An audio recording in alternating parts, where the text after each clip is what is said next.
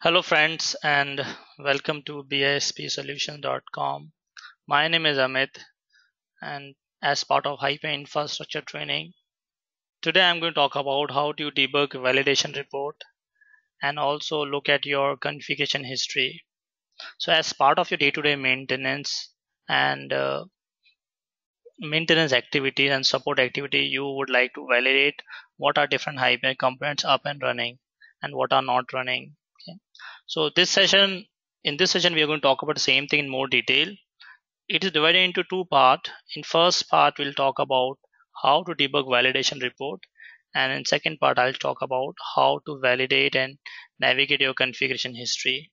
So, from where would you get this information?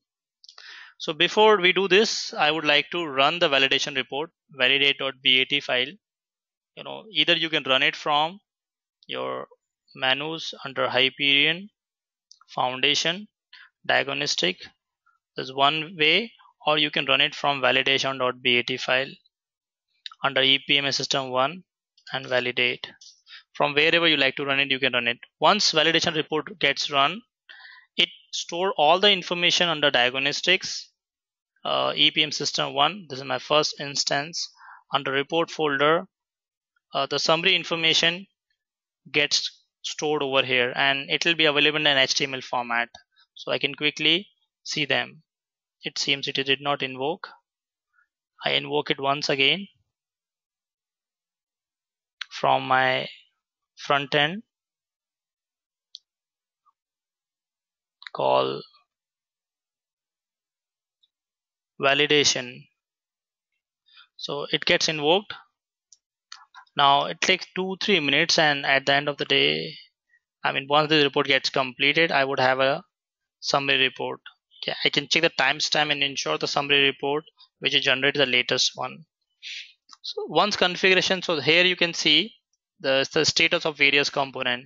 In addition to this, you can find this information in a table called configuration history. So if I simple query this table, you can see from the same schema where did you configure your Hyperion components.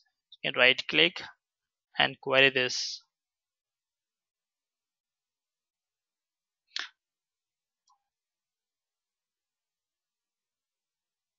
So you find this information about uh, the, the detailed information about configuration history. Okay, I'd like to take a pause over here and come back to the report. So I can see the validation report rendered, and the timestamp is 2:13, right? So when I browse this validation report, it is self-explanatory. The test status, service, test description, duration, and I can find couple of components are not working, right? Which are explicitly marked red. So I like to go even more detail and figure out what components are not working and what is the root cause behind this. Okay. So this information I can find under configuration history. Now, if you look at the table, the structure of this table, okay, the configuration history ID which is generated by system, what date the configuration history run, okay, and what release, Hyperion release, and the time taken to invoke, figure out the configuration. So if I sort by configuration duration, I find the most resource intensive activity was configuring my FDME, right? It's the more resource intensive.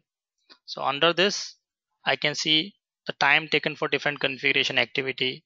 In addition to this, you can see server detail status, which component has been used to invoke configuration, config tool, and what action has been taken, right? And different component.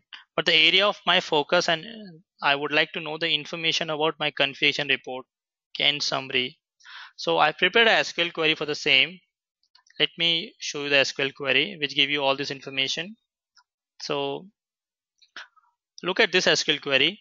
I like to see the date, the time taken for complete the configuration, the server name, the action taken, and the instance name, what component history, and instance. It might possible you have configured multiple instances on the same server. Like in my case, I have got two instances, one for development, one for QA. It's not a good practice, but it is possible. So component configuration history components I can figure out over here.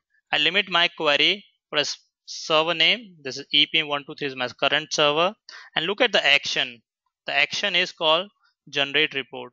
So if you query this without filter, you find there's one column called action. Okay. When you sort by column, you find there's one option called generate report. Right. So every time the query gets generated, you run the validation.bat file. The information is recorded under this table. So I think I run it 3 times, 5 times. So I've got validation reports are run 5 times. And I can see 5 reports. You can also match this with your under your log file, diagnostic log or report section. You see there I've got 5 instances of my validation report. Okay. So I would like to see the latest validation report and figure out what components are passed, what components fail.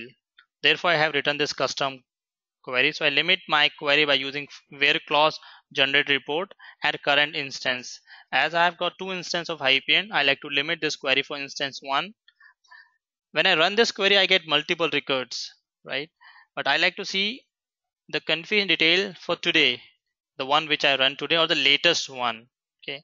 So when I run this query, I found something surprising on the row number 3rd, which is today. When I run this report, configuration report, validation report, I found there are 117 error. When I run the same report few minutes later, right, 213, I found number of error cut down from 170 to 115, right? So my installation is not so stable and it is behaving erratic. This information I can figure it out over here. So how many components are passed, how many components have failed? This summary information I wanted to use for preparing my final report. But I don't like to see all the all the configuration I run in the past. I like to see the configuration which I run today itself. Therefore I limit this query by applying max row creation date. I apply max function on row creation date and I extract data from configuration history. The output of this inner query is going to be work as a where clause for my external query. So when I finally run this SQL query, I find, let me convert from rows to column, I find this meaningful information which I wanted. Today I run the configuration report, 24th of September, the time taken 80 seconds, the server name and the action was generate configuration report. The tool I used, EPM validation tool, and 115 components are passed and 7 components are failed. So it will help me to figure out the area where I need to pay more attention. Okay. So all valid, every time you run validation or validate.bat file, the information is stored under config history. Config history also store information about previous configuration. So for example, you post installation, you did configuration one time, you did a multiple time configuration. You wanted to configure your Hyperion product maybe in 2 and 3 steps. First step you want to configure only foundation services, then and second step you want to configure SPS and planning and so on. Okay, or maybe your first attempt of configuration failed because of some reason, you reconfigure it. So you wanted to find out how many times you configure your Hyperion and what was the ultimate result of it. So the configuration report, config history, keep this information as well. If you focus on one of the row, you can figure out what you wanted. So the configuration history ID is it's generated by system. What time I run configuration last time, 29th of August. Which release, 11.124. The time taken, the status once it's passed, the server name, which tool is used, tag was application or database configuration, and the action item. I can, if I like to see the config details related to database configuration, under action item I can limit myself to configuration database, configuring database. So let's take this query. In order to configure your calculation manager with database, this is the summary information about it. So this is this piece of information pretty meaningful. Every time you're validating your Hyperion application, you like to compare what component they were working in the past but they are not working now. You can do comparative study. This all information available under configuration.history.com. Okay.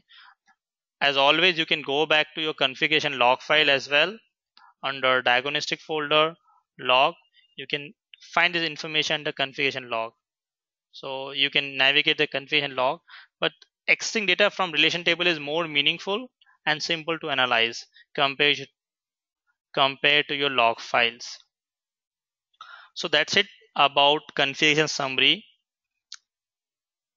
I prepared multiple SQL queries. Those queries you can download directly from my blog. Should you have any question, please feel free to write to us.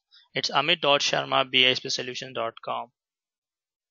In a subsequent session, we are going to talk about more detail. How do you configure and interpret your different log files? So I'll show you what kind of errors are common and how to debug those errors as part of infrastructure training. So thanks for watching today's session. Should you have question, please feel free to write to us. And thanks for joining today's session.